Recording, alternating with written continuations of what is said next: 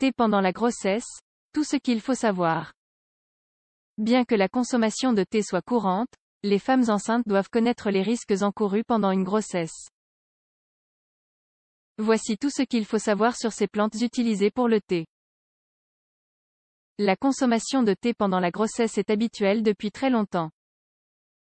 En effet, lors d'une grossesse, il est fréquent que des altérations ou des gènes propres à cette étape se produisent. La consommation de plants peut donc les soulager. Bien que la consommation d'infusions, en particulier à base de plantes médicinales, se pratique depuis des siècles, bon nombre des femmes qui les ingèrent méconnaissent leurs effets. Certains thés ne présentent aucun effet, et d'autres, quant à eux, peuvent impliquer certains risques. Peut-on consommer du thé pendant la grossesse? Boire une tasse de thé, quel qu'il soit, n'a aucune raison de nuire à la grossesse. Il faut comprendre que le simple fait de prendre une infusion, de façon ponctuelle, ne représente pas un problème en soi. Cependant, l'ingestion de certains types de thé, à base de plantes médicinales spécifiques, peut présenter un risque pour la grossesse. Surtout si la consommation est régulière. Selon une étude menée à ce sujet, on estime que jusqu'à 55% des femmes enceintes utilisent des plantes médicinales pour préparer leur thé ou d'autres infusions. Or, la plupart d'entre elles ne connaissent pas leurs effets. Les changements pendant la grossesse. Durant la grossesse, l'organisme de la femme subit des changements temporaires avec l'apparition de nouvelles structures organiques, telles que le placenta. Ainsi, toute substance, soit-elle naturelle ou synthétique, pouvant engendrer une altération des processus physiologiques propres à cette étape est contre-indiquée. Une donnée importante est que la consommation de thé pendant le premier trimestre de grossesse est la plus risquée.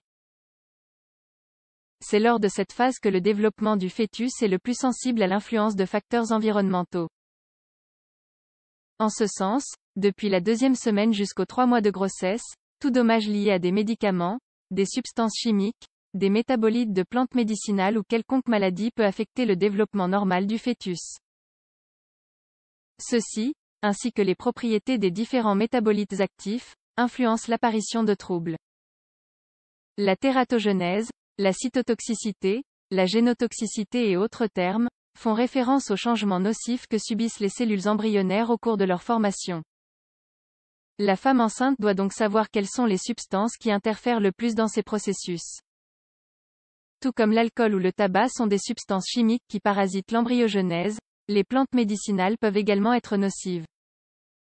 Ce qui est fondamental, avant tout, c'est la prudence dont il est nécessaire de faire preuve au moment de la consommation. Quel thé peut-on consommer pendant la grossesse? Les produits de phytothérapie ont des effets thérapeutiques plus larges et moins d'effets secondaires que les produits synthétiques. Cela entraîne un amalgame au sein de la population qui consiste à penser que ce qui est naturel est inoffensif.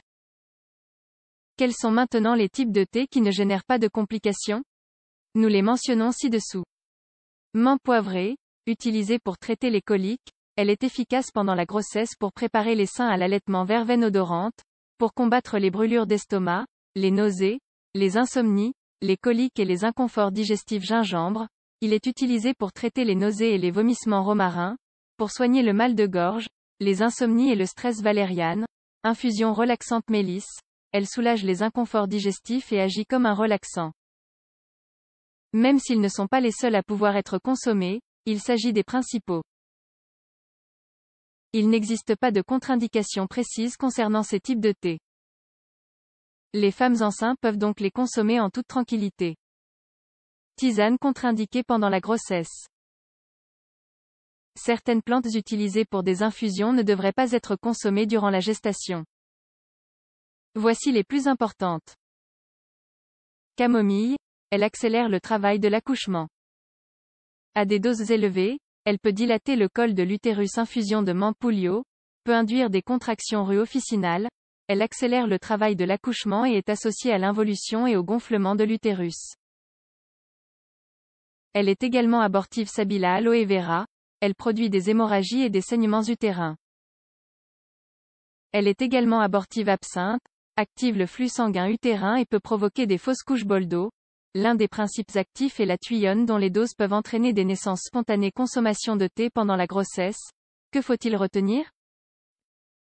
La croyance populaire que les plantes médicinales sont sans danger est largement répandue car on les utilise depuis l'Antiquité. Pour autant, ce n'est parce qu'elles sont naturelles que la garantie de sécurité est absolue. Avant, pendant et après la grossesse ou l'allaitement maternel, les femmes qui souhaitent consommer des infusions à base de plantes doivent consulter au préalable un professionnel de la santé bien informé. De nombreux effets des plantes sur la grossesse sont méconnus, y compris ceux qui sont bénéfiques.